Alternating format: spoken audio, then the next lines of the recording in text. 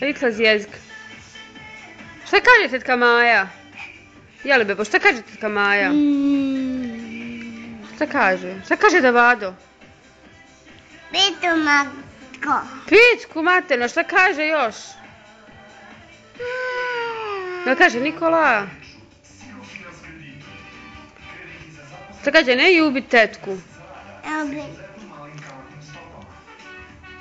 Amo da mogu. Da nam mi tu.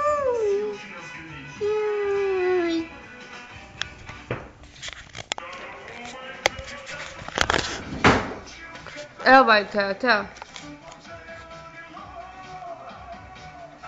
Ne Nikola, ne.